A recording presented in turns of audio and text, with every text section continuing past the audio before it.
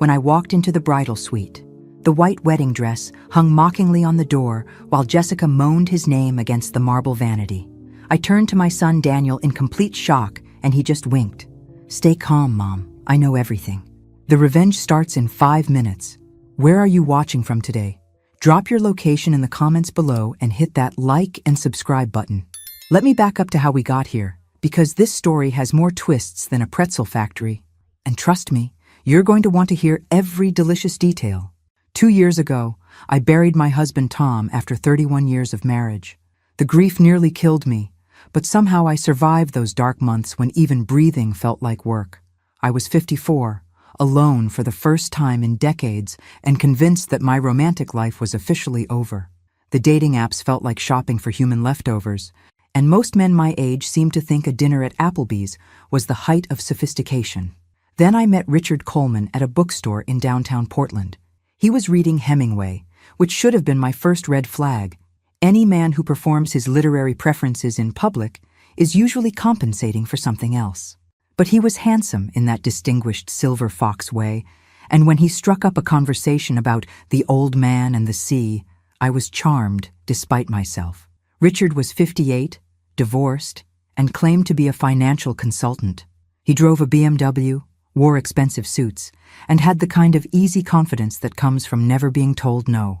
Our first date was at a wine bar where he ordered a bottle that cost more than my monthly cable bill. I was impressed, which was exactly what he was counting on.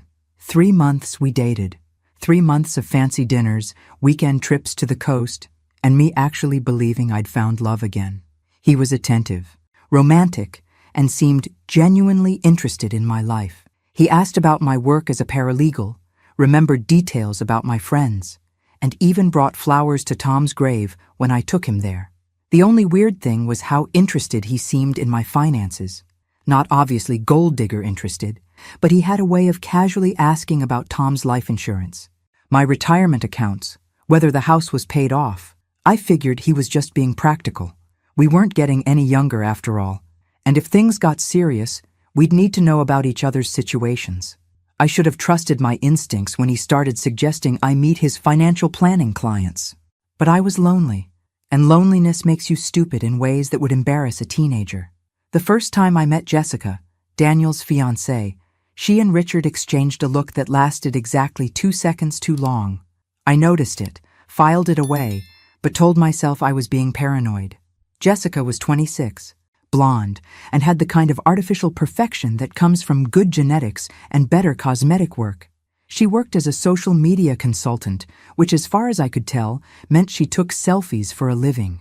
Daniel was head over heels for her, had been since they met 8 months ago at some charity gala. He's always been too trusting, too willing to see the best in people. Gets that from his father. I'd raised him to be a good man, but good men are often the easiest to fool. The wedding was planned for November 15th at the Riverfront Manor, one of those venues that charges $5 grand just for the privilege of getting married near some imported Italian marble. Daniel insisted on paying for everything himself. He'd done well in software development. But the guest list kept growing as Jessica remembered distant relatives and college friends who simply had to be there. 2 weeks before the wedding, Richard started acting strange. He was distracted, checked his phone constantly, and kept finding excuses to drive by the wedding venue. When I asked him about it, he claimed he wanted everything to be perfect for our special day, which was sweet, except it wasn't our special day. It was Daniel's. Then came the bachelor party weekend. Richard volunteered to help organize it, which struck me as odd since he'd only met Daniel a handful of times. But Daniel was grateful for the help, and I was touched that my boyfriend wanted to bond with my son. They went to Vegas, came back Sunday night, and something had changed. Daniel seemed quieter, more thoughtful. When I asked him about the trip, he just smiled and said they'd had some very interesting conversations. That's when I started getting the feeling that I was the only person who didn't know what was really going on. You know that feeling when everyone stops talking as soon as you walk into a room? It was like that, except it was my own life. The morning of the wedding, I woke up with a knot in my stomach that had nothing to do with nerves. Something was off, but I couldn't put my finger on what. Richard had stayed at his place the night before. He said it was bad luck to see the mother of the groom before the wedding, which wasn't a thing. But whatever. I got to the venue early to help with last-minute details. Jessica was nowhere to be found, which wasn't unusual since she'd been dramatically stressed about everything from the flower arrangements to the font on the place cards. Daniel was calm, almost eerily so, greeting guests and checking on arrangements with the kind of focused attention he usually reserved for debugging code. "You seem different today," I told him during a quiet moment. "Do I?" He smiled, and there was something in his eyes I'd never seen before. Not innocence. Daniel had lost that years ago. This was something harder, more calculating. "I guess I'm just ready to start the next chapter of my life." That's when Mrs. Patterson, the wedding coordinator, came rushing over with a crisis. The flowers for the bridal bouquet were wrong, white roses instead of ivory. And could someone please go check on the bride because she wasn't answering her door, and we needed to fix this immediately before the ceremony started. I volunteered to go talk to Jessica. The bridal suite was on the second floor of the manor, down a hallway lined with oil paintings of dead rich people. I knocked on the door, called her name, got no answer. The door was unlocked, so I walked in, probably to find her having a last-minute panic attack. Instead, I found my boyfriend of 3 months with his pants around his ankles, giving my future daughter-in-law what appeared to be a very enthusiastic pre-wedding celebration against the antique vanity where her makeup was supposed to go. They didn't see me immediately. Richard was too busy grunting like a farm animal, and Jessica was too busy gasping encouragement. I stood there for exactly 5 seconds, watching my romantic future explode like a firecracker in a toilet bowl. That's when Richard looked up, made direct eye contact with me, and had the absolute audacity to wink. Not an embarrassed, "oh shit, we're caught" wink. A confident, almost pleased, "yes, you're seeing this correctly" wink. That's when I knew this wasn't an accidental moment of passion. This was something else entirely. I backed out of the room quietly, my mind racing. My first instinct was to march downstairs and announce to the entire wedding party that the bride was currently getting plowed by someone who wasn't the groom. My second instinct was to find Daniel and break his heart with the truth. But something made me hesitate. Daniel's weird calmness, his comment about being ready for the next chapter, the way he'd smiled when he said it. I found him in the main hall, straightening his tie and checking his watch like a man with someplace important to be. "Daniel," I said, my voice shaking slightly, "I need to tell you something about Jessica and Richard." That's when he turned to me with that same strange smile and said the words that changed everything. "Stay calm, Mom. I know everything. The revenge starts in 5 minutes." "What do you mean you know everything?" I whispered, grabbing Daniel's arm like a drowning woman clutching a life preserver. My son checked his Rolex, a gift from Jessica supposedly, and his grin was pure predator. I mean, I've known about their little affair since Vegas. I also know Richard's not actually a financial consultant, Jessica's not actually 26, and this whole wedding is about to become the most expensive reality check these two have ever received. I stared at my son like he'd grown a second head. This wasn't the Daniel I'd raised, the sweet boy who cried when he accidentally stepped on a bug. This was someone harder, colder, and frankly, a little scary. "How long have you known?" I managed to ask. "About them? 2 weeks? About everything else?" He straightened his cufflinks with the casual precision of a man defusing a bomb. "Well, that's a longer story. But the short version is that your boyfriend has been running a very elaborate con, Mom, and you weren't the only target." Before I could process that information, the wedding coordinator appeared with her clipboard and panic-stricken expression. "Daniel, we're ready to start seating guests. But I still can't find Jessica, and there's some issue with the flowers and—" "Mrs. Patterson," Daniel interrupted smoothly, "could you please ask the photographer to make sure he gets good shots of the bridal suite? I have a feeling we're going to want excellent documentation of everything that happens today." The coordinator looked confused but nodded and hurried off. I was still trying to wrap my head around this new version of my son. "Daniel, what exactly is happening here?" "Justice," he said simply. "But first, we need to get you away from the blast zone.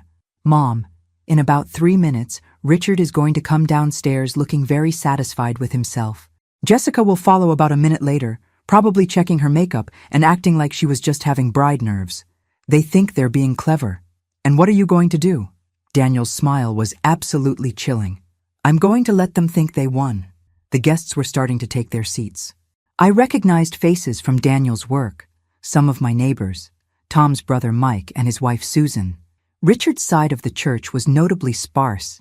He'd claimed most of his family lived far away and couldn't make it. Now I was wondering if they existed at all. "Mom," Daniel said gently, taking my hands in his, "I need you to trust me for the next hour. I know this is a lot to process, but Richard made one crucial mistake when he decided to target our family." "What mistake was that?" "He underestimated how much I loved my mother." The words hit me like a physical blow. Whatever anger I'd been feeling toward Daniel for keeping secrets evaporated immediately. This was my boy, my protective, brilliant boy, and he'd been planning something to protect me. "How bad is it?" I asked. "Bad," he admitted. "Richard's been running marriage cons for years. Targets widows, builds relationships, gets access to their finances, then finds reasons to disappear with whatever he can steal. You weren't supposed to be a long-term thing, Mom. You were supposed to be a quick score." The revelation hit me like ice water. Every romantic moment, every thoughtful gesture, every time he'd made me feel like maybe I deserved love again, all of it had been a lie designed to separate me from my money. "How much did he steal?" I asked, my voice barely audible. "That's the thing," Daniel said, and his grin returned. "He didn't get the chance." Before I could ask what he meant, Richard appeared at the bottom of the staircase, looking exactly as smug as Daniel had predicted. He'd fixed his hair, straightened his tie, and wore the expression of a man who thought he was getting away with something. He spotted me across the room and walked over with that familiar, confident stride, the same one that had charmed me in the bookstore 3 months ago. "Maggie, sweetheart," he said, leaning in to kiss my cheek like he hadn't just been inside another woman 5 minutes earlier.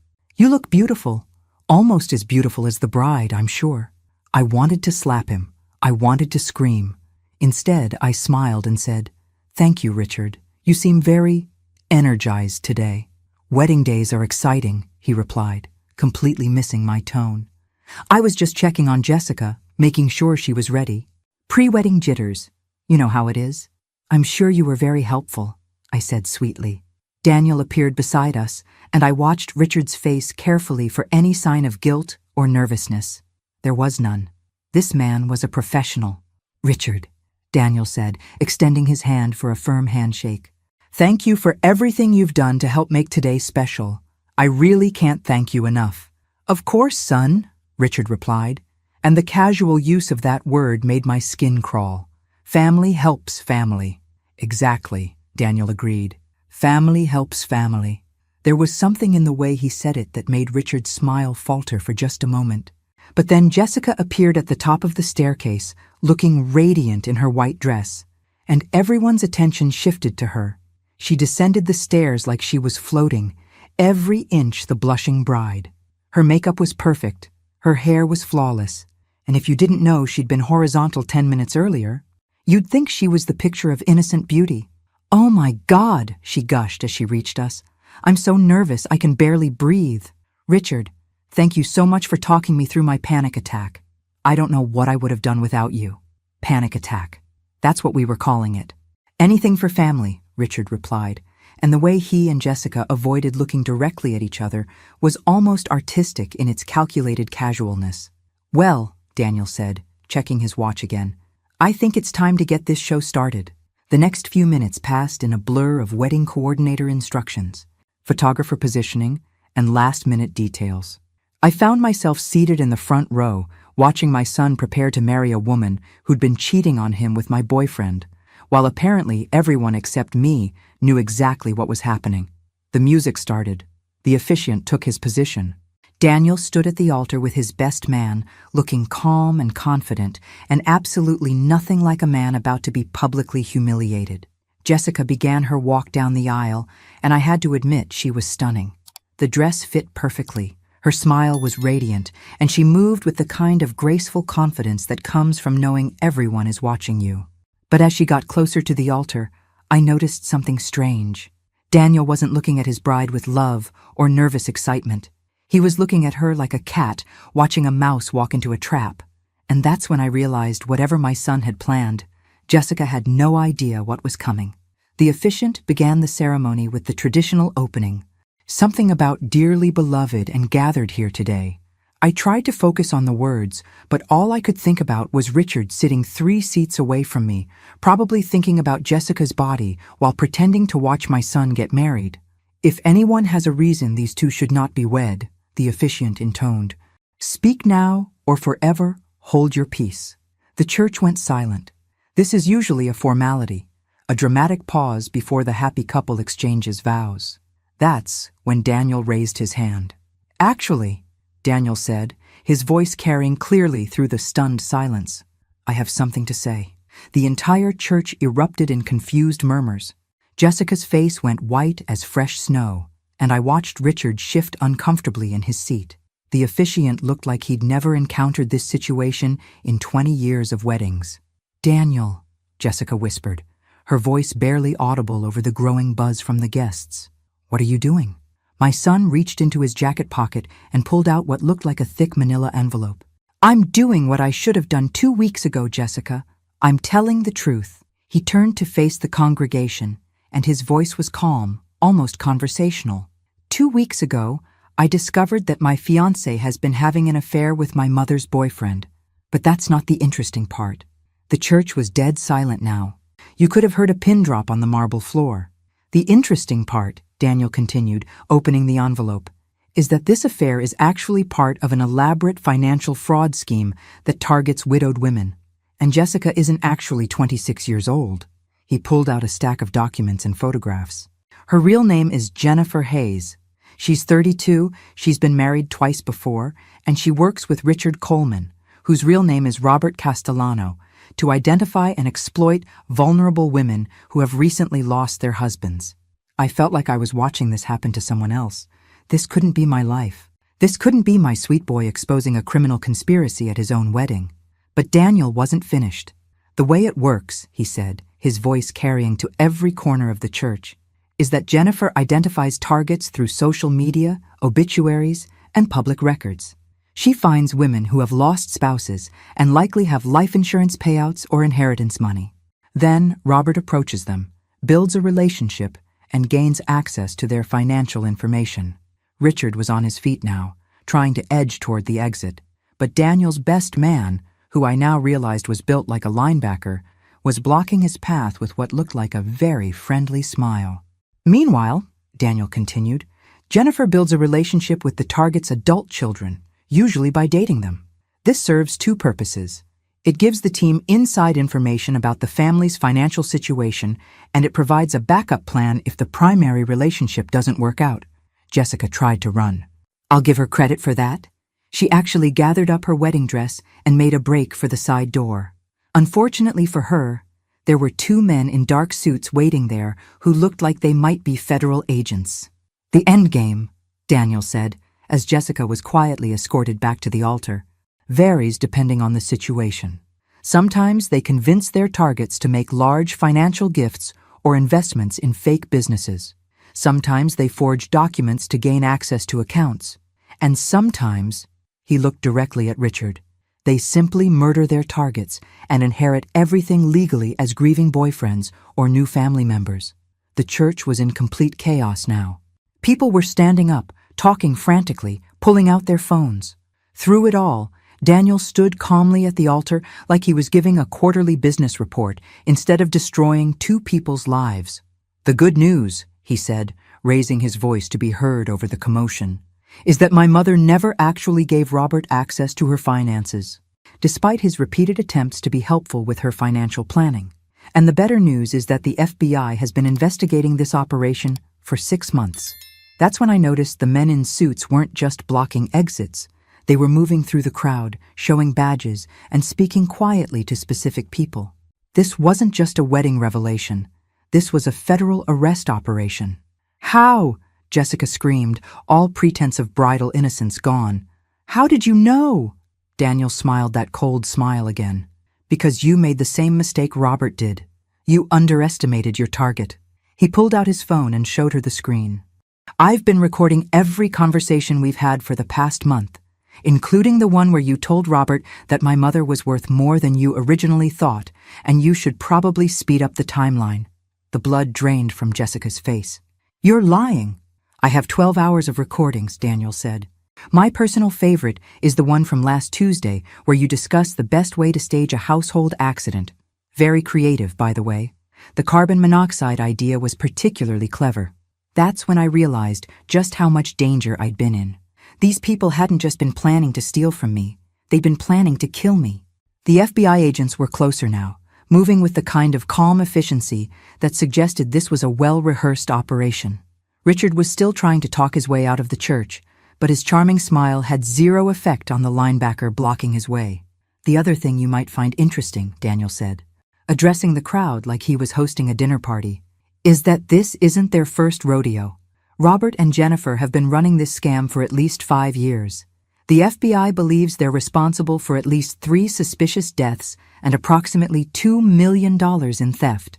An elderly woman in the third row gasped and pointed at Richard. "That's the man who was dating my sister before she died in that car accident." The crowd turned to look at her, and suddenly several other people were murmuring recognition. Richard had apparently been busy in the Pacific Northwest. "Mrs. Morrison," Daniel said gently, "if you could please speak with Agent Chen over there. I think the FBI would be very interested in your sister's case." Agent Chen, a small Asian woman in a navy suit, was already making her way toward Mrs. Morrison. This operation had been planned with military precision. "Daniel," I said, finally finding my voice, "how long have you known? About the con?" "Since Vegas.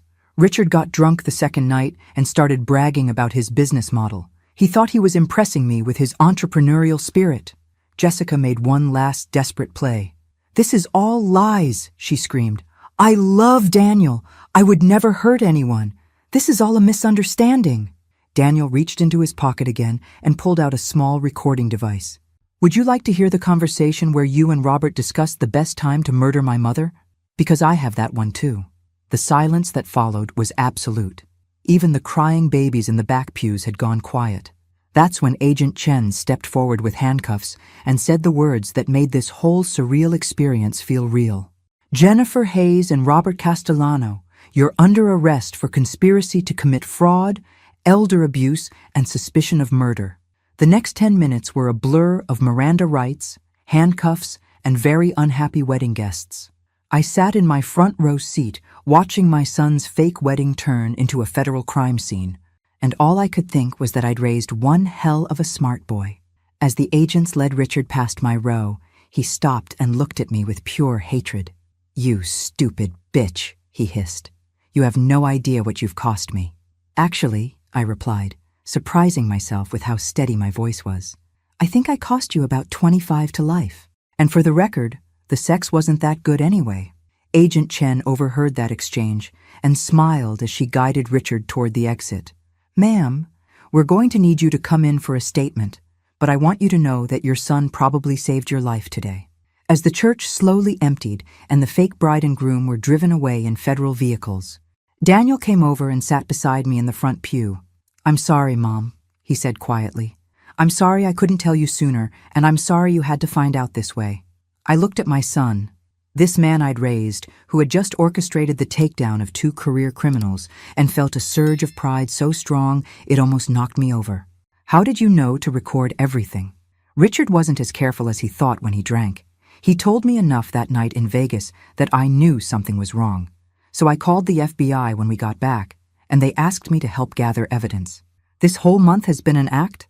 "The hardest month of my life," Daniel admitted. "Pretending to love someone who was planning to help murder my mother while documenting everything for a federal case. But it was worth it to keep you safe." I reached over and hugged my son, this man who had risked everything to protect me from people I'd trusted.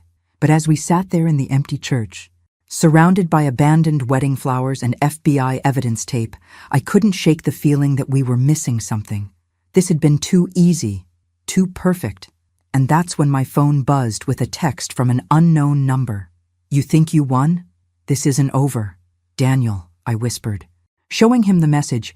"This isn't finished, is it?" My son's jaw tightened as he read the text. "No, Mom. This was just the opening move." Agent Chen appeared in our pew before I could ask what that meant. "Mr. Thompson, we need to discuss the next phase." "Mrs. Thompson, I'm afraid you're not going to like what I have to tell you." She slid into the pew behind us and pulled out a tablet. The operation we just concluded was targeting a larger network. Robert and Jennifer were middle management, not the bosses. My stomach dropped. There are more of them? We believe this organization has been operating for at least a decade across multiple states. They've perfected the art of elder fraud, and your case was going to be their biggest score yet. Agent Chen showed us a photo on her tablet, security camera footage of a well-dressed woman in her 60s entering what looked like a law office.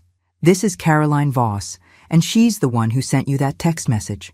She's the person Robert and Jennifer reported to, and she's not happy that her operation just got exposed. What does she want? Daniel asked. Based on our intelligence, she wants to cut her losses and eliminate any witnesses who could implicate the broader network. The words hung in the air between us like smoke from a fire. These people weren't just con artists. They were killers, and we just painted targets on our backs. How many people are we talking about? I asked. Minimum of 6 active operatives, possibly more. They've been responsible for at least 8 deaths that we can prove, probably more that we can't. The murders are staged as accidents, car crashes, home invasions, medical emergencies, always plausible, always tragic, always profitable. Daniel stood up abruptly and began pacing between the pews. You're telling me that exposing Robert and Jennifer wasn't the end of this. It was just making ourselves targets for their boss. I'm afraid so, Agent Chen confirmed. But we have a plan.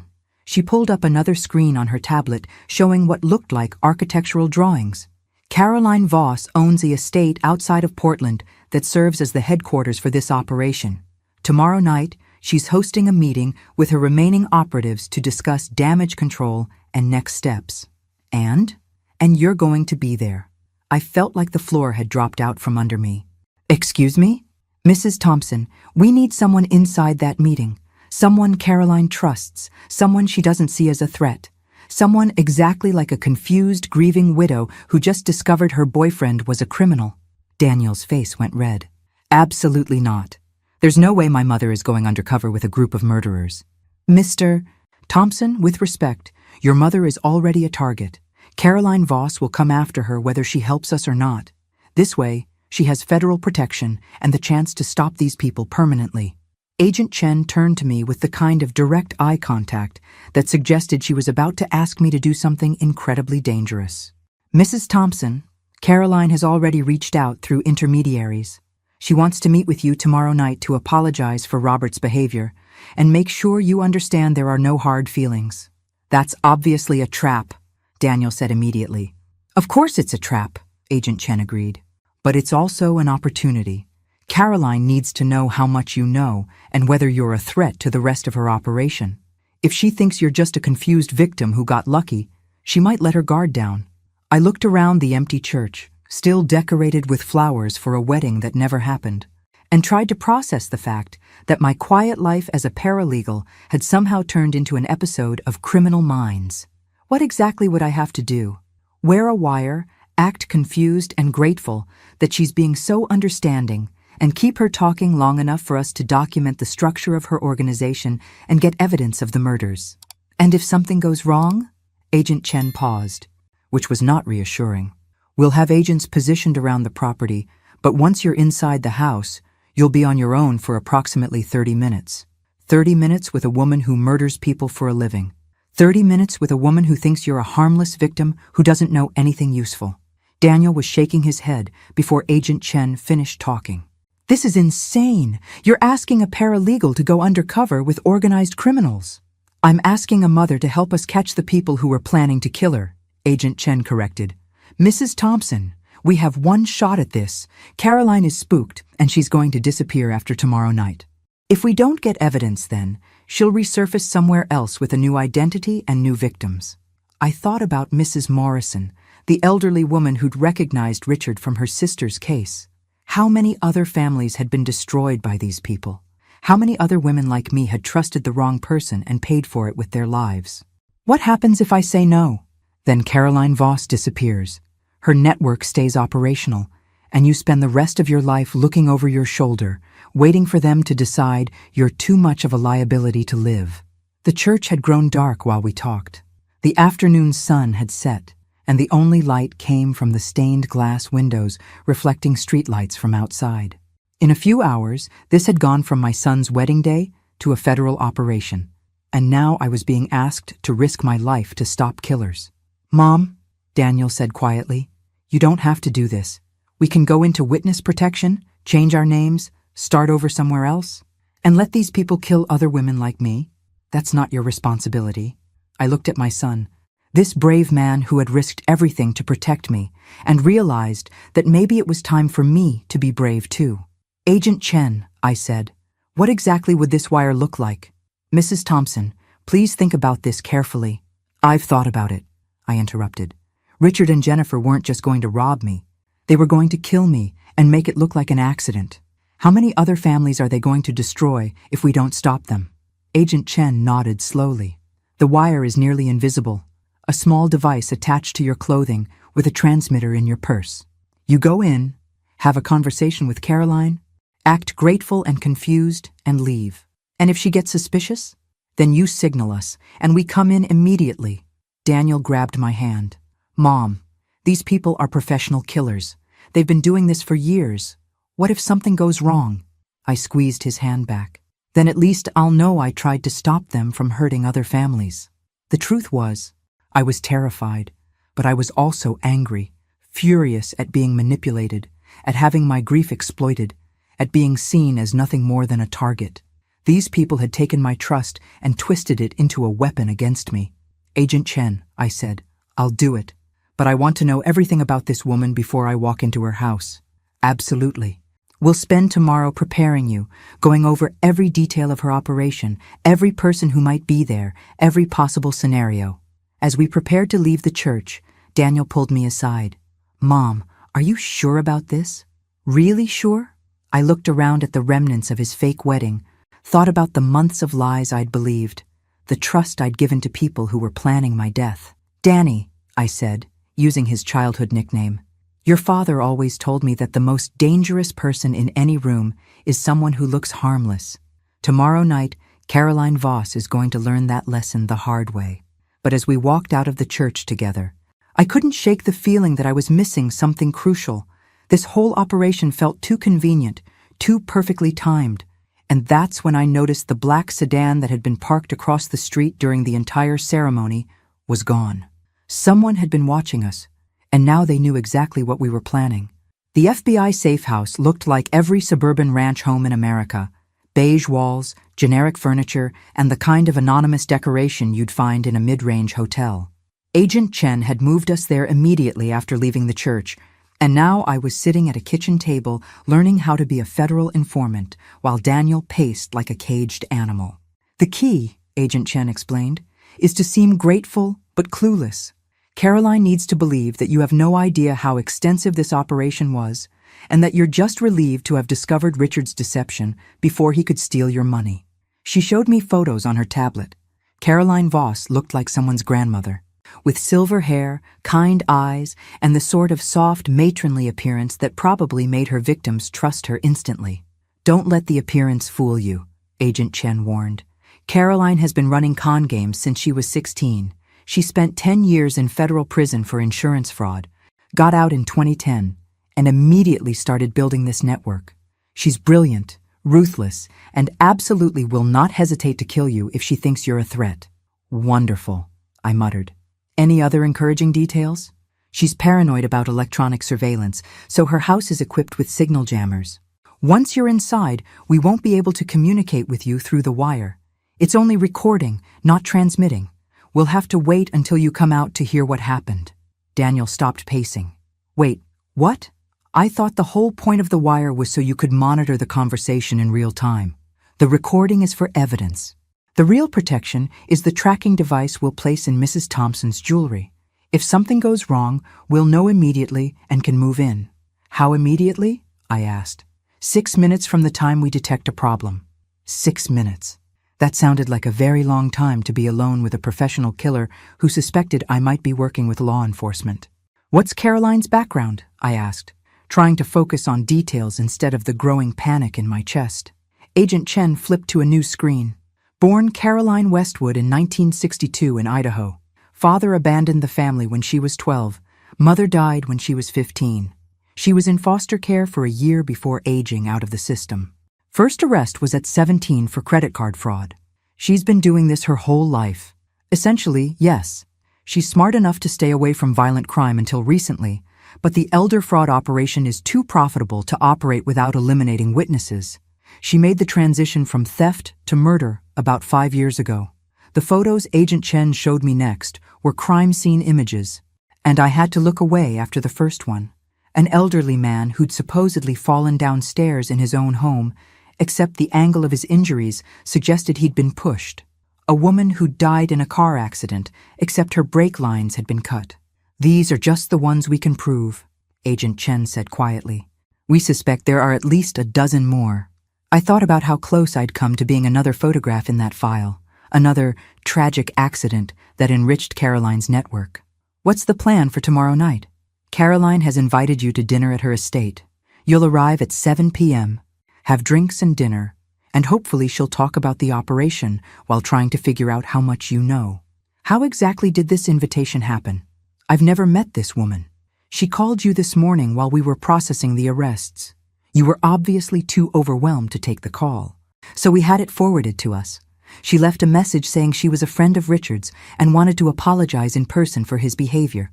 Agent Chen showed me a transcript of the voicemail. "Mrs. Thompson, this is Caroline Voss.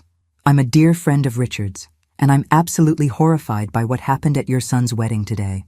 I had no idea Richard was involved in anything dishonest, and I feel partially responsible since I was the one who encouraged him to start dating again after his divorce. Would you allow me to take you to dinner tomorrow evening? I'd like to apologize in person and make sure you know that not everyone in Richard's life was aware of his activities." "It sounds reasonable," I admitted. "It's perfect," Daniel said bitterly. "She sounds like a concerned friend reaching out to a victim. Of course you'd want to meet with her." "That's exactly why it's so dangerous," Agent Chen agreed. "Caroline is a master manipulator. She knows exactly how to sound trustworthy." We spent the next 3 hours going over every detail of Caroline's estate, the layout of her house, the identities of people who might be there, and exactly what I should and shouldn't say during the conversation. "Remember," Agent Chen emphasized, "you're grateful that Richard's deception was discovered before he could steal from you. You're confused about how elaborate the operation was, but you don't understand the full scope. You have no idea that other people are involved, and you certainly don't know that the FBI has been investigating this network.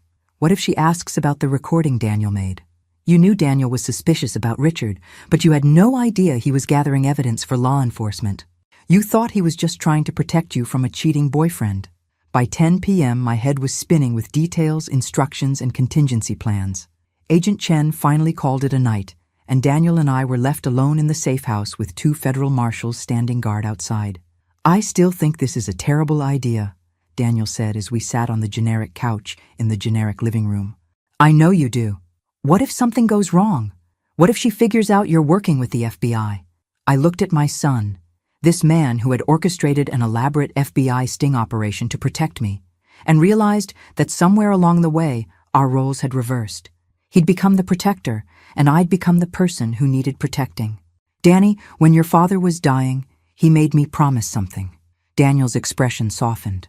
We rarely talked about Tom's final days. They'd been too painful, too private. "What did he promise?"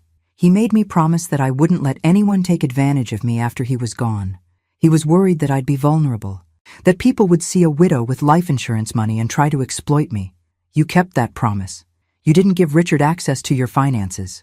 Not because I was smart or careful, because you were watching out for me. But Tom also told me something else." I reached into my purse and pulled out a small leather journal, one of the few personal items I'd brought to the safe house. "He said that if someone ever did try to hurt our family, I shouldn't just protect myself. I should make sure they couldn't hurt anyone else." "Mom, these people were going to murder me, Danny. Not just rob me, murder me. And they've done it to other families, other women who trusted the wrong person." I opened Tom's journal to a page near the back, where he'd written about his final conversation with Daniel about protecting me. "Your father knew you'd take care of me, but he also knew that sometimes taking care of family means taking risks to protect other people's families too." Daniel read the page silently, and I saw his expression change as he processed his father's words. He would have wanted you to stop these people, Daniel said quietly. Yes, he would have. We sat in comfortable silence for a while, both thinking about Tom and what he would have said about this situation. Finally, Daniel spoke. Okay, but I want to be closer than 6 minutes away if something goes wrong. Deal. That night, I lay in the safe house's guest bedroom, staring at the ceiling and trying not to think about all the ways tomorrow could go wrong. I'd never been brave. Tom had always been the adventurous one, the one willing to take risks. I'd been content to live quietly, work my paralegal job, raise Daniel, and stay safely in the background of my own life. But as I thought about Mrs. Morrison recognizing Richard from her sister's case, about the crime scene photos Agent Chen had shown me, about all the families that had been destroyed by Caroline's operation, I realized that maybe it was time to stop being content with safety. At 3 a.m., my phone buzzed with another text from the unknown number. Tomorrow night. Don't disappoint me. Caroline Voss was apparently not planning to wait until dinner to start playing games. I texted back, I'll be there. But as I typed those words, I couldn't shake the feeling that I was walking into something far more dangerous than Agent Chen had prepared me for. The tracking device looked like an ordinary earring, but Agent Chen assured me it would allow them to locate me anywhere within a 50-mile radius. The recording device was even smaller, a tiny disc attached to the inside of my blazer that would capture everything said within 20 feet. Remember, Agent Chen said for the 10th time as we sat in the surveillance van a mile from Caroline's estate. You're a grateful victim, not a federal informant. You don't know anything about the broader operation. You've never heard of Caroline before yesterday, and you're just relieved that Richard's deception was discovered before he could steal your money. I nodded, checking my reflection in the van's mirror. I'd chosen my outfit carefully. A conservative navy blazer, modest jewelry, and the kind of understated appearance that would reinforce Caroline's impression of me as a harmless widow. What if she has other people there? Daniel asked from his position at the monitoring equipment. Then Mrs. Thompson sticks to her story and gets out as quickly as possible, Agent Chen replied. This is reconnaissance, not a confrontation. The estate was impressive even from a distance, a sprawling colonial mansion set back from the road by a circular drive lined with mature oak trees. The kind of place that suggested old money and refined taste, which was probably exactly the image Caroline wanted to project. She's been living here for 3 years, Agent Chen explained. Bought it with cash under the name Caroline Westwood, though she's been using various aliases for different aspects of the operation. The property is registered as a private consulting firm for tax purposes. What kind of consulting? Officially? Elder care planning and estate management. Unofficially, it's where she trains her operatives and plans their operations. I thought about Richard and Jessica, wondering how long they'd been coming to this house, learning how to identify and manipulate targets like me. Had they practiced their performances here? Refined their techniques for gaining trust and access? Mrs. Thompson, Agent Chen said, it's time. The drive to Caroline's house took exactly 7 minutes, enough time for my nerves to transform from manageable anxiety to full-blown panic. I'd never done anything more dangerous than represent clients in small claims court, and now I was about to have dinner with someone who murdered people for a living. The front door opened before I could knock, revealing Caroline Voss in person for the first time. She was exactly as beautiful as her photos suggested, silver hair swept into an elegant bun, kind eyes behind designer glasses, and the sort of warm grandmother smile that would make anyone trust her instantly. Margaret, she said, extending both hands to grasp mine. Thank you so much for coming. I can't imagine how difficult this must be for you. Please call me Maggie, I replied, allowing her to guide me into an foyer that probably cost more than my annual salary. And thank you for reaching out. I'm still trying to process everything that happened. Of course you are, dear. What Richard did was unconscionable. Caroline led me through a house that looked like it belonged in a magazine. Persian rugs, oil paintings, antique furniture that probably had historical significance. Everything about the place suggested refinement, culture, and the kind of wealth that comes from generations of good breeding. I hope you don't mind, Caroline said, as we entered a sitting room with a fireplace and floor-to-ceiling bookshelves. But I took the liberty of preparing your favorite wine. Richard mentioned that you enjoyed Pinot Grigio. She handed me a glass of wine that was probably worth more than my car payment. And I tried not to think about how much Richard had told this woman about my preferences, my habits, my vulnerabilities. He talked about me? Oh yes, dear. Richard spoke about you quite often. He seemed genuinely fond of you, which makes his behavior all the more puzzling. Caroline settled into an armchair across from me, and for a moment, this felt like a normal social visit. Two women having wine and conversation in a beautiful home. Except one of us was wearing a wire and the other was a professional killer. I keep wondering if I missed obvious signs, I said, sticking to the script Agent Chen had drilled into me. Looking back, there were moments when something felt off, but I ignored my instincts. You mustn't blame yourself, Caroline said firmly. Men like Richard are experts at manipulation. They study their targets, learn exactly what to say and do to gain trust. You were grieving, vulnerable, and he exploited that ruthlessly. The sympathy in her voice sounded genuine, which made this conversation even more surreal. This woman was comforting me for being victimized by her own employee. Did you know Richard well? We've been friends for several years. He came highly recommended by mutual acquaintances in the financial consulting world. Caroline sipped her wine and studied my face carefully. I had no idea he was involved in anything dishonest, Maggie. I'm as shocked as you are. The FBI agent said he'd been doing this for years, targeting other women. Yes, I heard that too. Apparently, there was quite an extensive investigation. Caroline's tone remained sympathetic, but I caught a slight tightening around her eyes. I hope you weren't too traumatized by all the legal proceedings. It happened so fast. One minute I was watching my son get married, and the next minute there were federal agents arresting people. I still don't understand how it all fits together. What exactly did the FBI tell you about Richard's activities? There it was, the first real question, disguised as concerned inquiry. Caroline needed to know how much I knew about the operation. Just that he'd been targeting widows, trying to gain access to their finances. Something about forged documents and fake investments. I made sure to sound confused rather than knowledgeable. They said I was lucky that Daniel suspected something and started recording conversations. Your son sounds very protective. He's always looked out for me, especially since his father died. I think he was suspicious of Richard from the beginning, but he didn't want to hurt my feelings by saying anything. Caroline nodded as if this made perfect sense. And the young woman who was arrested with Richard, Jessica, was it? What was her involvement? I'm still trying to understand that part. Apparently, she was working with Richard somehow, but the FBI didn't give me many details. They said something about her targeting my son as part of the same scheme. How terrible for your family.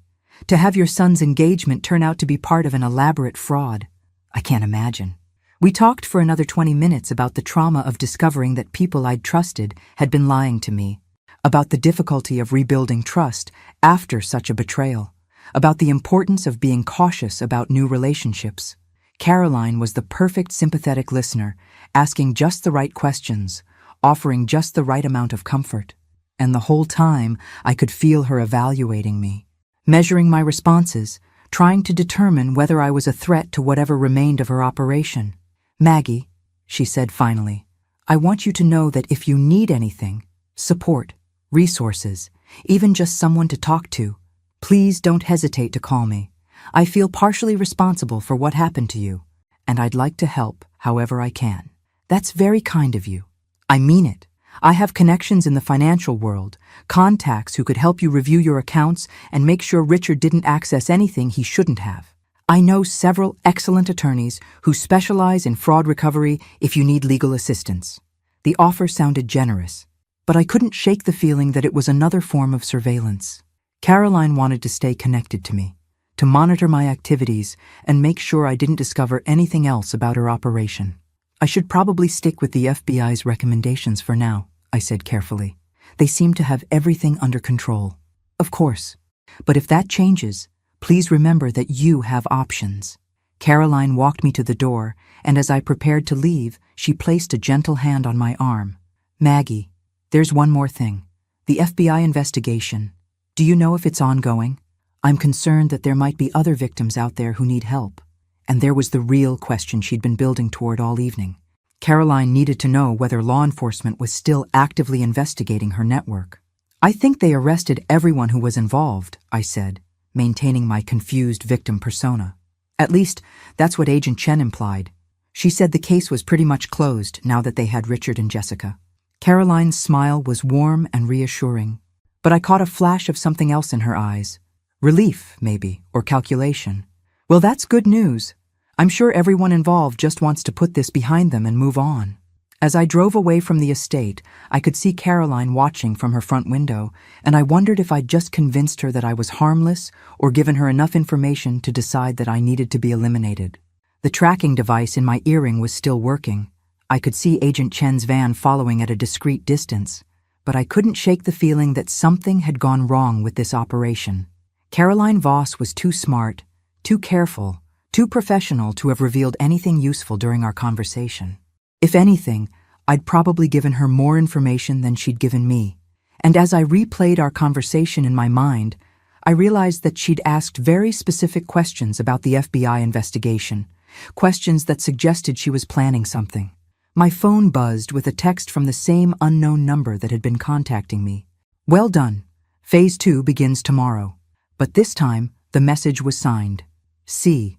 Caroline Voss had been testing me tonight, and apparently, I'd passed.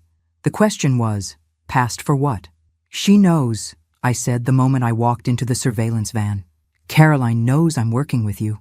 Agent Chen looked up from her monitoring equipment, frowning. What makes you think that? The text message, and the way she asked about the investigation. She wasn't trying to find out how much I knew. She was testing whether I'd tell you the truth about our conversation. I showed them my phone with Caroline's latest message. Daniel read it over my shoulder, and his face went pale. Phase 2, he said. Phase 2 of what? Agent Chen was already on her radio, calling for backup units to monitor Caroline's property. Mrs. Thompson, tell me exactly what happened in there, every detail, every question, every moment that felt off. As I recounted the entire conversation, Agent Chen's expression grew increasingly grim. When I finished, she sat back in her chair and ran her hands through her hair. You're right, she admitted. This wasn't reconnaissance. This was Caroline recruiting you. Recruiting me for what? Think about it from her perspective. Her operation just got exposed. Her best operatives are in federal custody. And she needs to rebuild. But she also needs to know whether law enforcement is still investigating her network. Daniel was pacing in the small confines of the van. So she invites my mother to dinner, makes her feel safe and sympathetic, then offers to help her with financial and legal resources. Resources that would give Caroline access to information about the FBI investigation, Agent Chen confirmed. And if Mrs. Thompson had accepted that help, Caroline would have had a direct line to everything we know about her operation. I felt sick as I realized how close I'd come to walking into an even bigger trap. The attorneys and financial consultants she offered to connect me with, they're part of her network. Almost certainly. Caroline was offering to surround you with people who could monitor your activities, influence your decisions, and potentially set you up for the same fate as her previous victims. But I didn't accept her help. I said I'd stick with the FBI's recommendations, which told her that you're still in contact with law enforcement and potentially useful as a source of information about our investigation. The van had grown crowded as additional agents arrived to monitor the situation. Agent Chen pulled up tactical maps on her tablet, showing Caroline's property and the surrounding area. The good news, she said, is that Caroline apparently believes Mrs. Thompson can be turned. The bad news is that she's going to escalate her efforts to recruit her, which puts everyone at greater risk. What does Phase 2 mean? I asked. Unknown. But based on Caroline's previous behavior, it probably involves either eliminating Mrs. Thompson as a threat or fully recruiting her as an asset. Either way, it's going to happen fast. My phone buzzed again. Another message from Caroline. Tomorrow, 2 p.m., Riverfront Park, Northeast Bench. Come alone. Time to discuss your future. Agent Chen read the message and immediately started coordinating with her team. This is moving faster than we anticipated. Caroline's rushing the timeline, which suggests she's planning to disappear soon. Or planning to eliminate loose ends, Daniel added grimly. Mrs. Thompson, I need you to understand something. This meetup tomorrow is exponentially more dangerous than tonight's dinner. Caroline's not going to be playing the sympathetic friend anymore. She's going to make you an offer, and your response will determine whether you live or die. The weight of that statement settled over me like a lead blanket. What kind of offer? Money, probably. A lot of money, in exchange for information about the FBI investigation. She'll position it as payment for the trauma Richard caused you, but really, she'll be buying your cooperation. And if I refuse, then you become a liability instead of an asset. Agent Chen showed me more photos on her tablet, surveillance images of Caroline's previous victims. These people all had the opportunity to cooperate with Caroline's operation. The ones who said yes lived, the ones who said no didn't. I studied the photos, trying to imagine myself in their position. What would I have done if Caroline had approached me before I knew what she was? Before Daniel had exposed Richard and Jessica? Would I have been grateful for her help? Would I have accepted her money and unknowingly become part of a criminal network? There's something else, Agent Chen said, her tone suggesting I wasn't going to like this next revelation. Our surveillance team has been monitoring electronic communications from Caroline's estate. She's been in contact with at least 3 other operatives who weren't arrested today. More people like Richard and Jessica? Worse. These are the cleanup crew, specialists who handle problems that can't be solved through manipulation or fraud. We believe they're already in Portland. Daniel sat down heavily in one of the van's chairs. You're talking about assassins. Professional killers who specialize in making murders look like accidents. Caroline has used them before, when victims became too suspicious or law enforcement got too close. I thought about the crime scene photos Agent Chen had shown me earlier. The elderly man who'd supposedly fallen downstairs. The woman whose brake lines had been cut. These hadn't been spur-of-the-moment crimes. They'd been carefully planned and executed by experts. So tomorrow, when I meet with Caroline, these people will be watching. Almost certainly. If Caroline decides you can't be recruited, they'll be ready to implement a permanent solution. The van was silent, except for the crackling of radio communications as agents coordinated surveillance positions around the city. I realized that this operation had grown far beyond a simple sting to catch con artists. We were now dealing with what amounted to an organized crime syndicate that had been operating for years. Agent Chen, I said finally, what are my real options here? Option 1. We cancel tomorrow's meeting. Put you in witness protection and hope Caroline's network eventually makes a mistake that allows us to locate and arrest them. What's option 2? You meet with Caroline tomorrow, we record whatever offer she makes and hope we can use that evidence to build a case against the broader network. And option 3? Agent Chen hesitated. Option 3 is that you appear to accept Caroline's offer and work as a double agent to gather evidence from inside her operation. The suggestion hung in the air between us like a toxic cloud. Daniel immediately started shaking his head. Absolutely not. That's not an option. Mr. Thompson, your mother may be our only chance to stop these people. Caroline's network has been operating for years, and without inside access, we may never get enough evidence to shut them down permanently. You're asking her to become a criminal, to take money from murderers and pretend to cooperate with their operation. I'm asking her to help us save other families from going through what yours just experienced. I thought about Mrs. Morrison, recognizing Richard from her sister's case, about the crime scene photos of Caroline's victims, about all the families who had trusted the wrong people and paid for that trust with their lives. If I accepted Caroline's offer tomorrow, how long would I have to maintain the deception? Unknown. Weeks, possibly months. Long enough to document the network structure, identify the other operatives, and gather evidence of their crimes. During which time, I'd be surrounded by people who would kill me without hesitation if they suspected I was working with law enforcement. Yes, Daniel stood up abruptly. This is insane. You're asking my mother to risk her life for an investigation that should be handled by professional undercover agents. Mr. Thompson, Caroline specifically requested to meet with your mother. She won't trust anyone else, and she's too paranoid to allow strangers into her inner circle. Mrs. Thompson is our only way in. I looked at my son, this man who had already risked so much to protect me, and realized that maybe it was time for me to risk something to protect other people's families. Agent Chen, if I agree to do this, what kind of support would I have? 24-hour surveillance, emergency extraction procedures, and direct communication access whenever you're not actively with Caroline's people. And if something goes wrong, then we come in immediately, regardless of the consequences for the broader investigation. I thought about Tom, about the promise I'd made to him not to let anyone take advantage of me.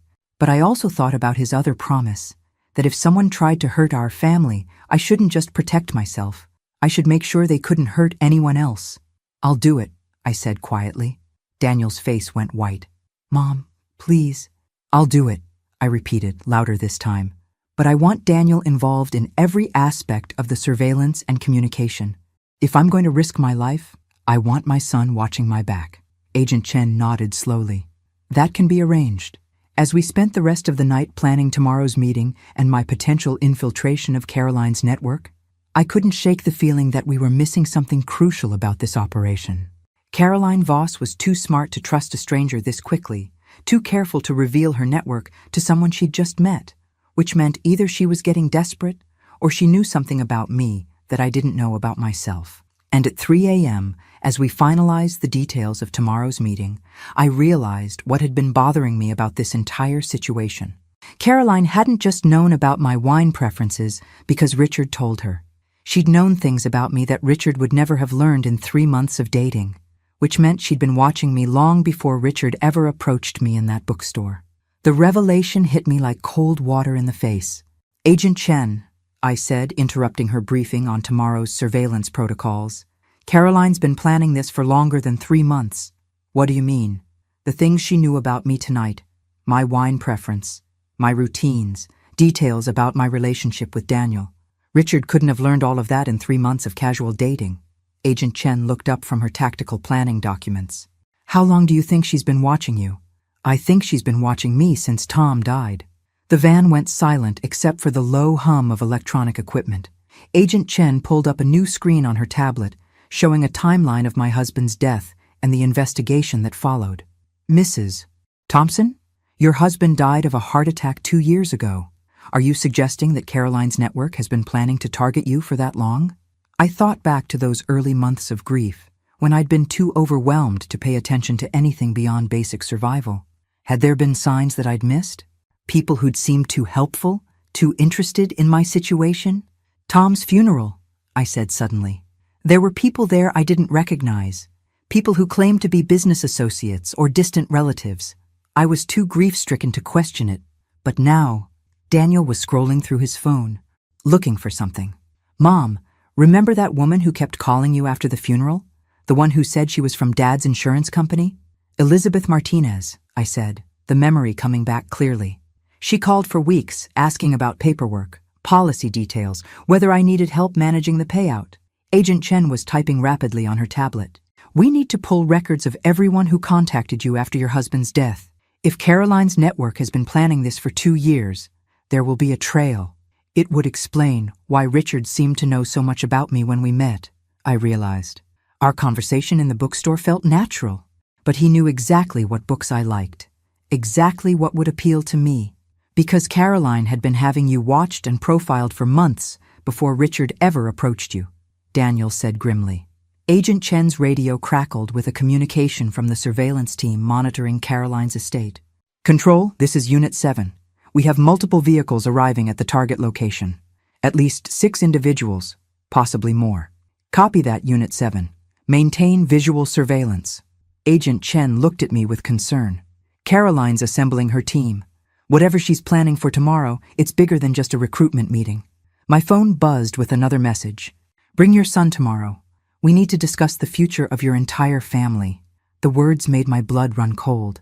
Caroline wasn't just targeting me anymore. She was threatening Daniel. "That's it," Daniel said, reading the message over my shoulder. "I'm not letting you meet with her." "Daniel." "No." "Mom, she just threatened me to manipulate you. That's exactly what a predator does when their initial approach isn't working."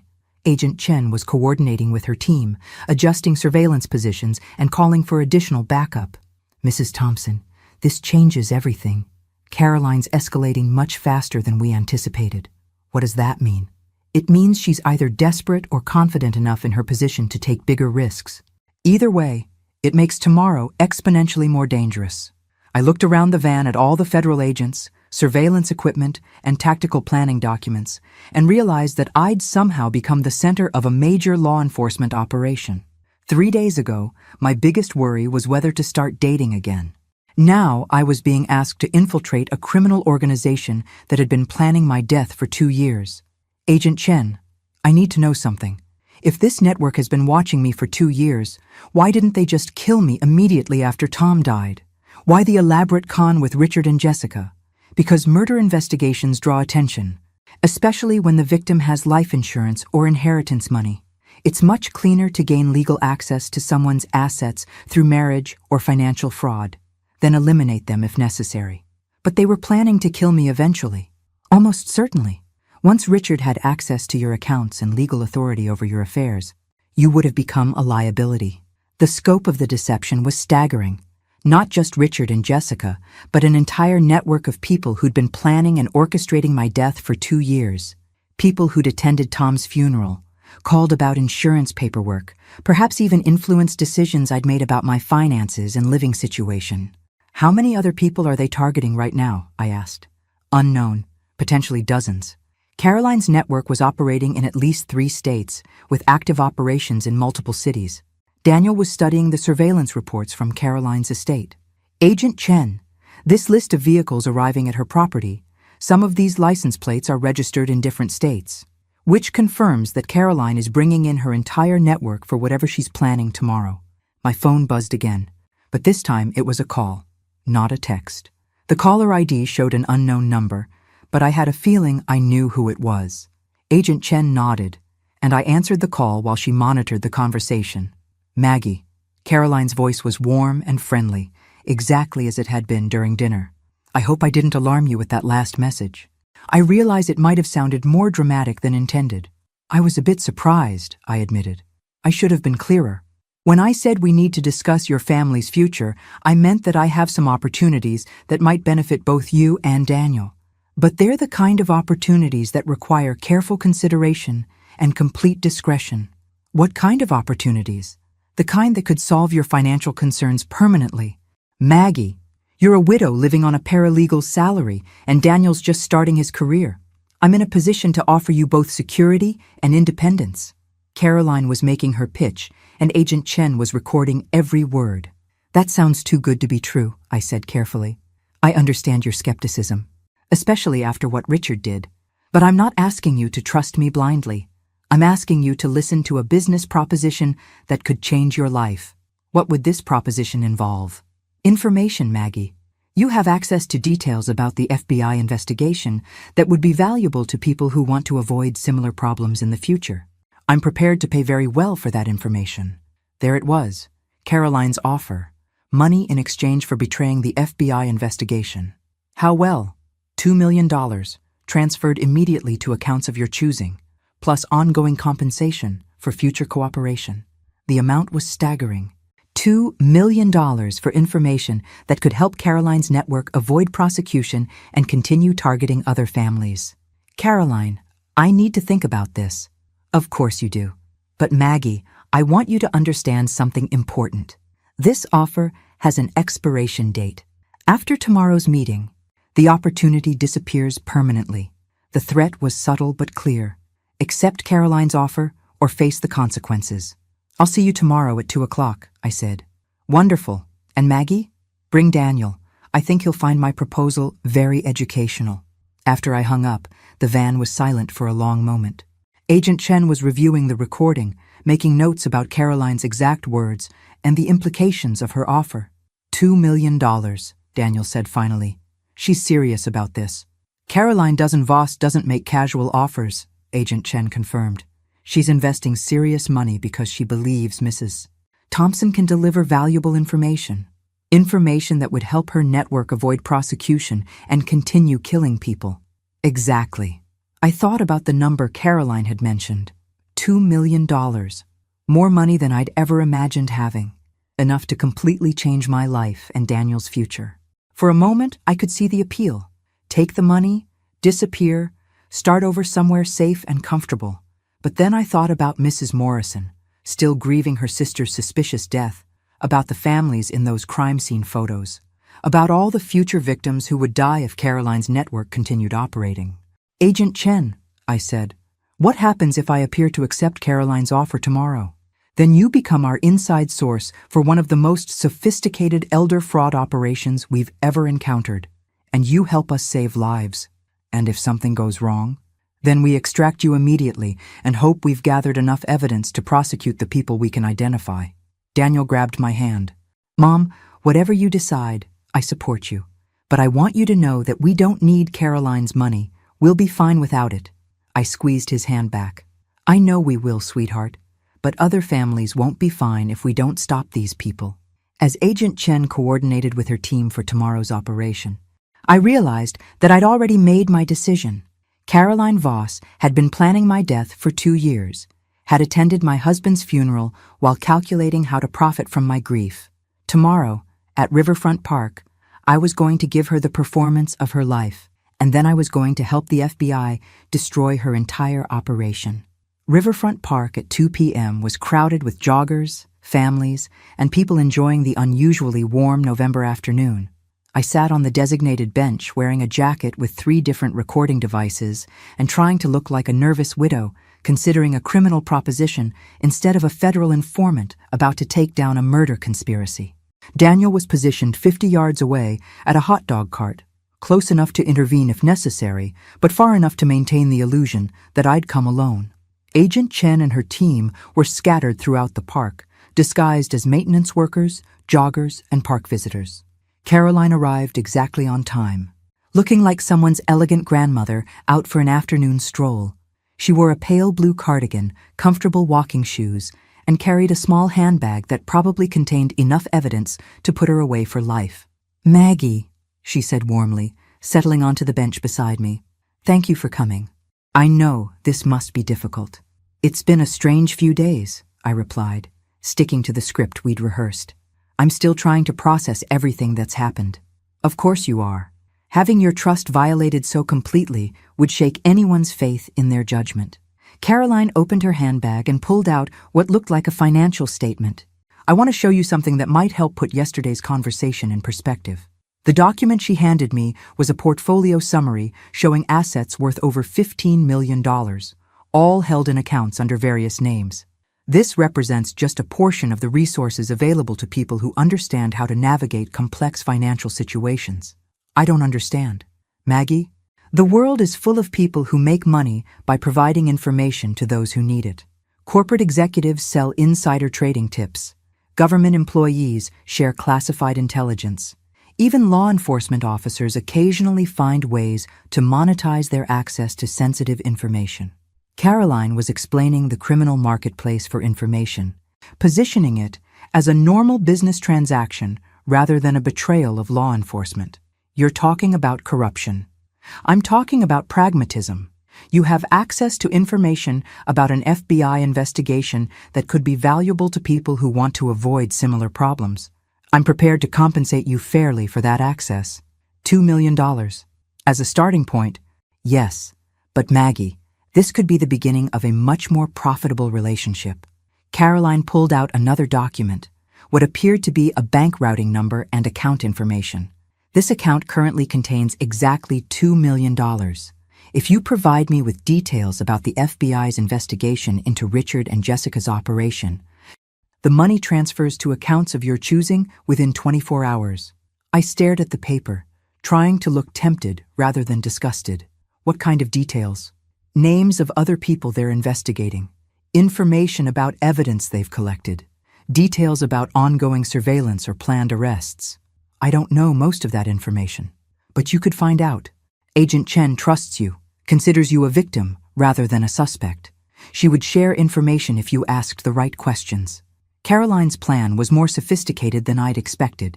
She wasn't asking me to steal classified files or hack into FBI databases. She was asking me to exploit Agent Chen's trust and sympathy to gather intelligence about the investigation. "What makes you think I would do something like this?" Caroline's expression softened with what appeared to be genuine sympathy. "Maggie, you've spent 2 years struggling financially since your husband died. You work as a paralegal, live paycheck to paycheck, and worry constantly about your future security. Meanwhile, the people who victimized you will spend a few years in minimum security prison, then get released to comfortable lives funded by money they stole from previous victims." The truth of her words stung, even though I knew she was manipulating me. I had been struggling financially. I was worried about my future. And the idea that Richard and Jessica would eventually be released to enjoy money they'd stolen from other victims was genuinely infuriating. Richard and Jessica are going to prison. For 5 to 7 years, maximum. Then they'll be free to enjoy the millions they've hidden in offshore accounts while their victims remain poor, traumatized, and forgotten. Caroline leaned closer, her voice taking on a confidential tone. But you have the opportunity to change that dynamic.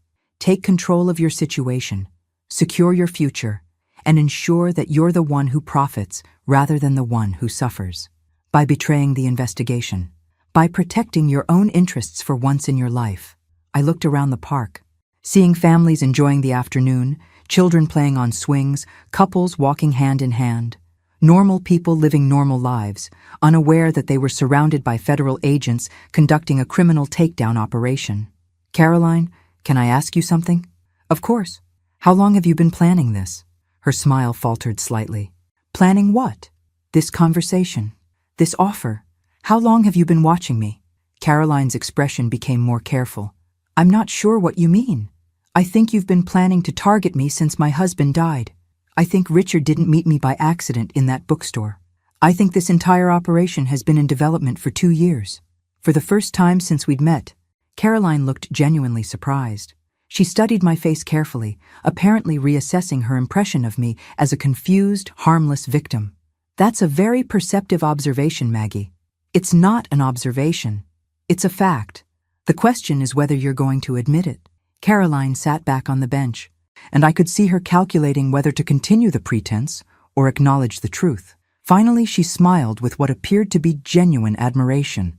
You're much smarter than we initially assessed. We? My organization has been tracking potential targets in the Pacific Northwest for several years. We identified you as a candidate shortly after your husband's death, but the timeline for approach was always intended to be longer. What changed? Your son. Daniel's suspicious nature and protective instincts made the operation more complicated than anticipated. We had to accelerate our timeline, which led to mistakes. Caroline was actually explaining their criminal methodology, apparently confident that I was either going to join their operation or die before I could report this conversation. So you've been watching me for 2 years. Gathering information, yes. Understanding your financial situation, your relationships, your vulnerabilities. We wanted to ensure that when we made our approach, it would be perfectly tailored to your specific circumstances. And if I hadn't met Richard in that bookstore, we had several other approaches planned. Financial advisors, attorneys, even a potential romantic connection through a church or community organization. Richard's approach was simply the most efficient. The casual way Caroline discussed orchestrating my manipulation was chilling. These people had spent 2 years studying my life, planning my exploitation, and preparing my eventual murder. Caroline, I need to know something else. What's that? How many people has your organization killed? The question hung between us like a challenge. Caroline's expression became completely neutral, and for a moment, I saw the professional killer underneath the grandmother facade. That's not information I share with potential business partners. Even potential business partners who are considering risking their lives to help you? Caroline considered this for a long moment. 17, she said finally, over the past 5 years, all of them people who became obstacles to our operations. 17 murders. 17 families destroyed by this woman's greed and ruthlessness. And if I refuse your offer, then you become obstacle number 18. The threat was delivered in the same warm, conversational tone Caroline had been using throughout our meeting. She could have been discussing the weather or complimenting my jacket. I looked across the park and saw Daniel at the hot dog cart, trying to look casual while obviously watching our conversation. Agent Chen was positioned near the playground, disguised as a jogger stretching before a run. Caroline, I said quietly, I accept your offer. Her smile was radiant. I was hoping you'd say that, but I have conditions. Of course you do. What are they? I want half the money transferred immediately as a good faith gesture.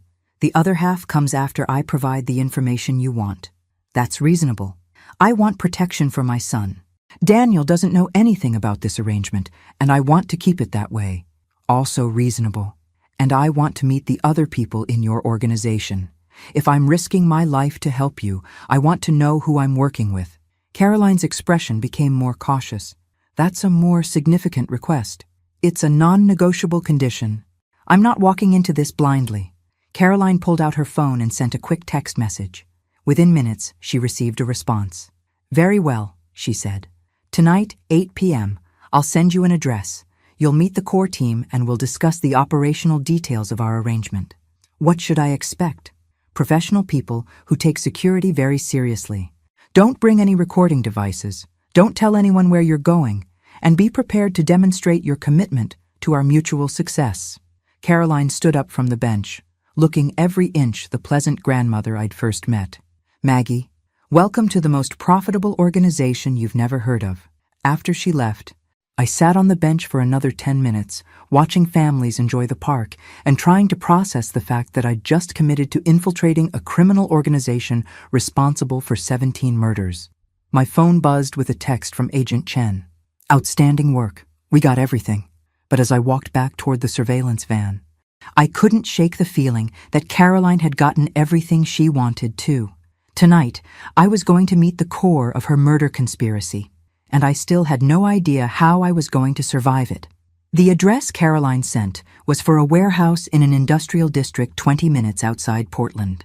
Agent Chen and her team spent 4 hours conducting surveillance and planning the operation, but we all knew this was the most dangerous part of the entire investigation.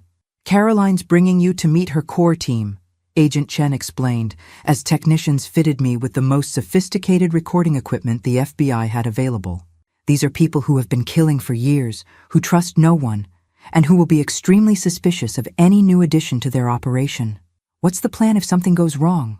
We breached the building immediately, but Mrs. Thompson, once you're inside that warehouse, you'll be surrounded by professional killers.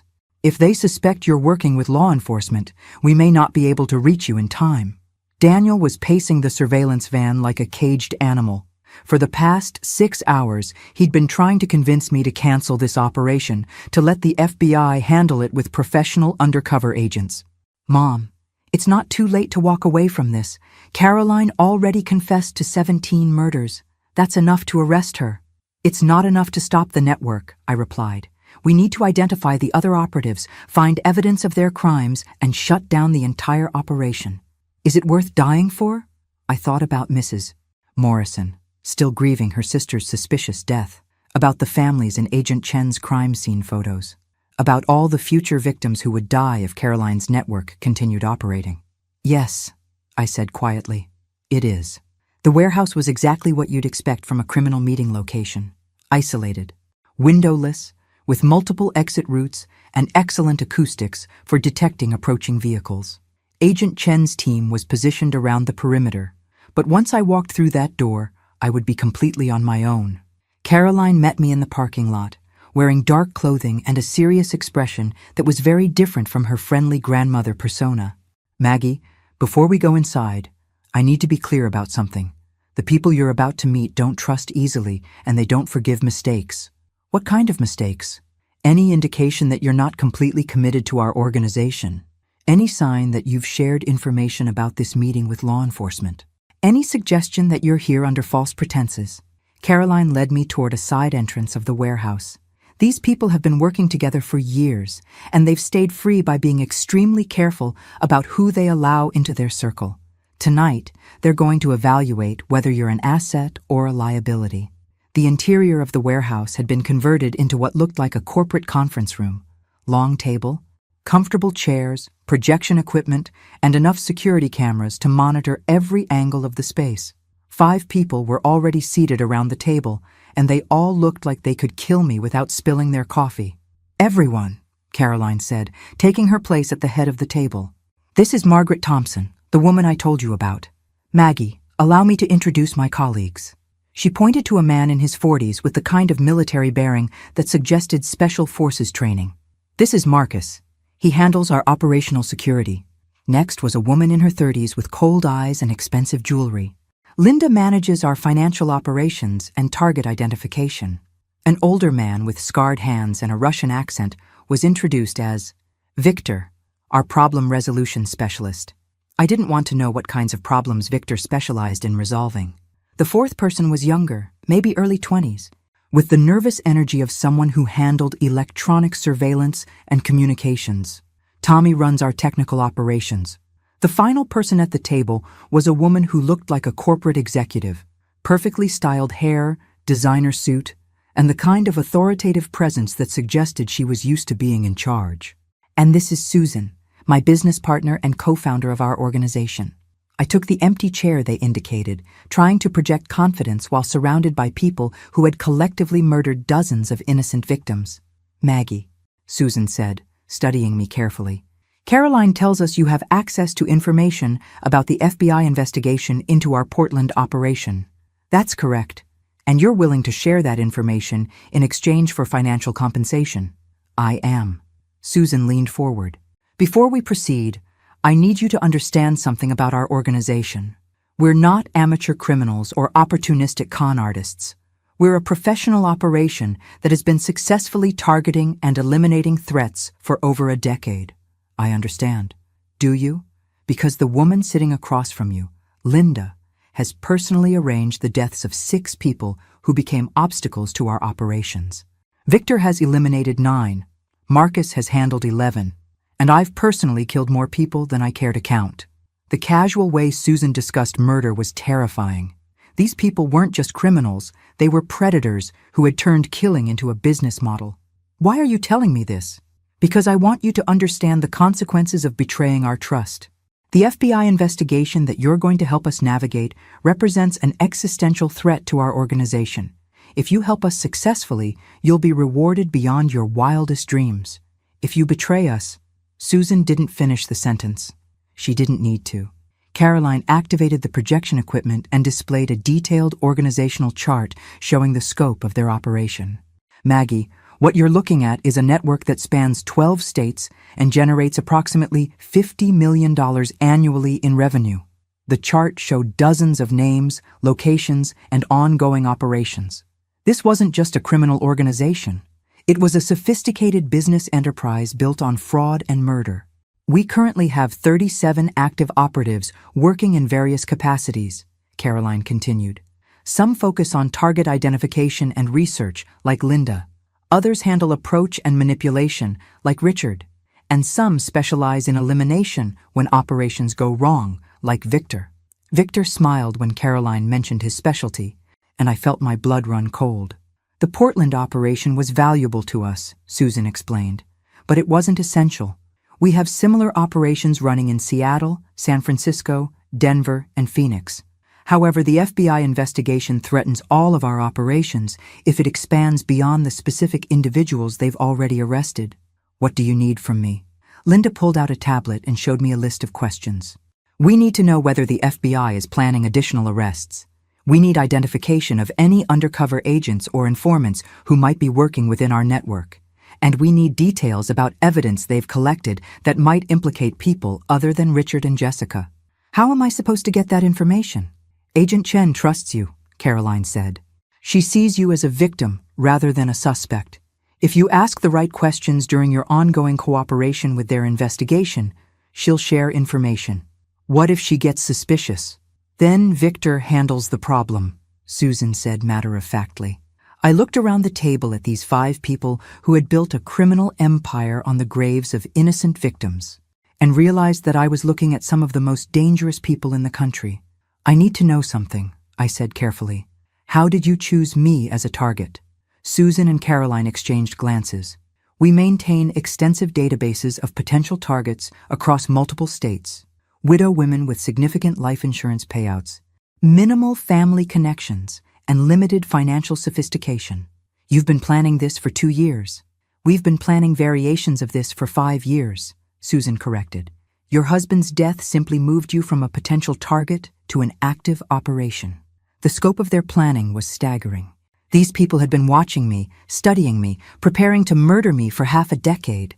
Susan, I said, I want to propose a modification to our arrangement. What kind of modification?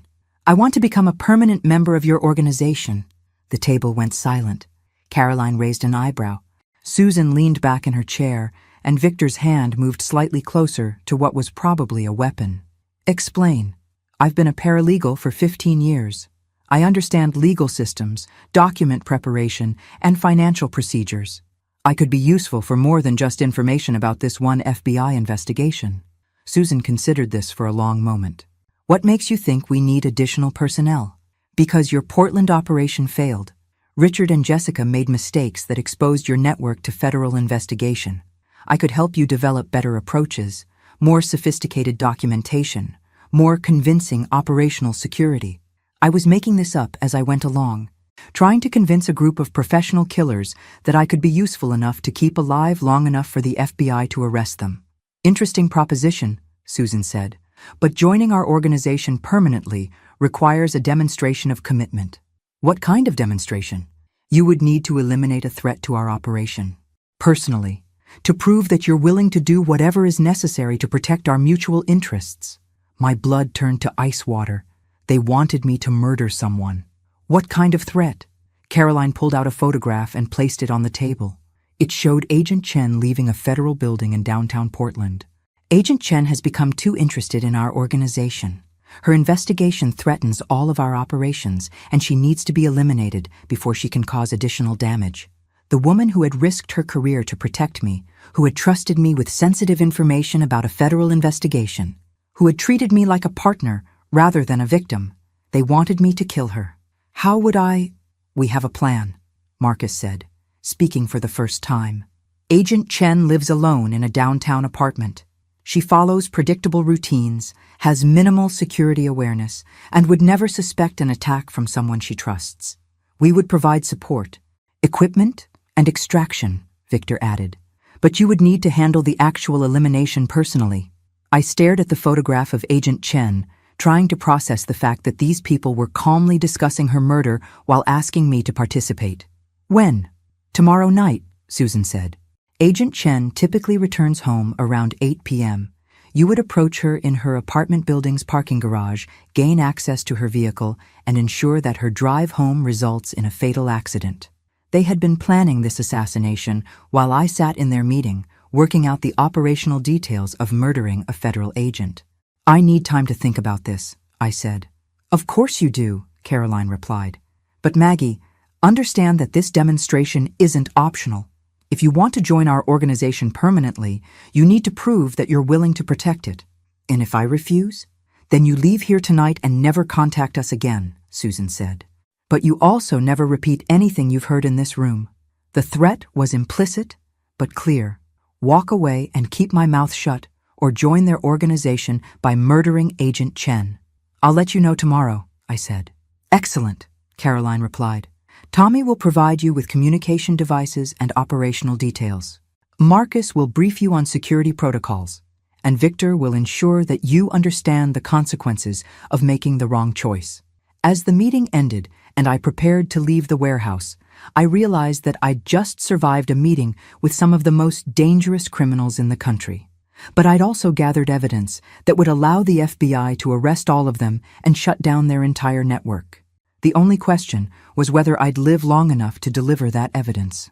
As I drove away from the warehouse with recording devices full of confessions, operational details, and evidence of planned murders, my phone buzzed with a text message. But this time, it wasn't from Caroline or her network. It was from Agent Chen. Emergency. Meet at Safe House immediately. We have a problem. Epilogue. 6 months later. I sat in the witness box in federal court, looking directly at Caroline Voss as the prosecutor asked me to identify the woman who had orchestrated a criminal network responsible for 19 confirmed murders and millions of dollars in fraud. That's her, I said clearly. Caroline Voss, also known as Caroline Westwood, the leader of the criminal organization that targeted my family and dozens of other families across the Pacific Northwest. Caroline stared back at me with the same cold calculation she'd shown in that warehouse 6 months ago. Even in an orange prison jumpsuit, handcuffed and facing life in prison, she looked like she was still planning something. The trial had taken 4 months. The FBI had arrested 17 people based on evidence gathered during my infiltration of Caroline's network, including all 5 people from that warehouse meeting. The recordings I'd made had provided enough evidence to dismantle the entire organization and connect them to murders dating back over a decade. Richard Coleman and Jessica Hayes had plea bargained for reduced sentences in exchange for testimony against Caroline and her associates. They would each serve 12 years in federal prison. Not enough for what they'd done, but enough to keep them away from potential victims for a substantial period. Agent Chen had survived the assassination attempt that Caroline's network had been planning. The emergency that had called me to the safe house that night was actually the FBI moving to arrest the entire organization based on the recordings from the warehouse meeting. By the time Caroline's people arrived at Agent Chen's apartment building, federal agents were waiting for them. Daniel had been my strength through the entire trial process, sitting in the gallery every day, providing the emotional support I needed to relive the most terrifying experience of my life. He'd taken a leave of absence from his software job to make sure I had family support during the prosecution. "Mrs. Thompson," the prosecutor continued, "did the defendant ever explain to you how many people her organization had murdered?" "Yes," I replied. "She told me they had killed 17 people over 5 years, and that I would become number 18 if I refused to cooperate with their operation." The defense attorney had tried to argue that I'd been acting as an agent provocateur, that my presence had somehow induced Caroline's network to commit crimes they wouldn't have otherwise committed. The jury hadn't bought it. When you have recordings of people casually discussing 17 murders and planning the 18th, it's hard to argue entrapment. Mrs. Morrison had been in the courtroom gallery every day of the trial. The investigation had finally provided evidence connecting Caroline's network to her sister's death, giving her family the closure they'd been seeking for 3 years. After the trial ended and Caroline received 3 consecutive life sentences without possibility of parole, I walked out of the federal courthouse with Daniel and Agent Chen to find news crews waiting for interviews. "Mrs. Thompson," a reporter called out, "how does it feel to know that your courage helped shut down a criminal organization that had been operating for over a decade?" I thought about Tom, about the promise I'd made to him not to let anyone take advantage of me, about the other promise, to make sure that anyone who tried to hurt our family couldn't hurt anyone else's family either. "It feels like keeping a promise," I said simply. 6 months later, I was living a completely different life. The FBI had recommended me for a Civilian Service Award. A true crime podcast had featured my story, leading to speaking requests from law enforcement organizations around the country. A literary agent had contacted me about writing a book. But the most important change was personal. I'd discovered that I was braver than I'd ever imagined, stronger than I'd ever known, and capable of protecting not just my own family, but other families as well. Daniel and I had grown closer through the experience, bonded by shared danger and the knowledge that we'd helped stop killers who had been operating for years. He'd met someone new, a federal prosecutor named Sarah who had worked on Caroline's case and shared our commitment to justice. I'd also met someone new, though I was taking it very slowly. Dr. James Patterson was a forensic psychologist who had provided expert testimony during the trial. He understood the psychological impact of what I'd experienced and wasn't intimidated by the fact that I'd infiltrated a criminal organization and helped send 17 people to federal prison. But the most satisfying change was the work I'd started doing with victim advocacy groups. The experience of being targeted by Caroline's network had given me insight into how these predators operated and how potential victims could protect themselves. I'd helped 3 other families identify and escape similar operations in the past 6 months. As I sat in my home office, the same house where Richard Coleman had once planned my murder, working on a presentation for the National Association of Elder Law Attorneys, my phone rang. "Mrs. Thompson, this is Agent Martinez with the FBI's Portland office. We have a situation that Agent Chen thought you might be able to help with." "What kind of situation?" "We've identified what appears to be another criminal network operating in the Seattle area, using methods very similar to Caroline Voss's organization. We think they might be copycats, or possibly former associates who weren't arrested with the others. How can I help?" "We'd like you to consult on the investigation, help us understand their operational methodology, and identify potential approaches for gathering evidence." I thought about it for exactly 3 seconds. "I'll be there tomorrow morning." Because the truth is, once you've stared down professional killers in a warehouse and lived to send them to prison, everything else feels manageable. And I'd made a promise, not just to Tom, but to myself and to all the families who deserve to be safe from predators like Caroline Voss. Some promises are too important to break, no matter how dangerous keeping them might be. As I hung up the phone and started planning my trip to Seattle, I realized that the quiet widow who had been so easily targeted by Richard Coleman was gone forever. In her place was someone who fought back, and I was just getting started. Thanks for listening. Don't forget to subscribe and feel free to share your story in the comments. Your voice matters.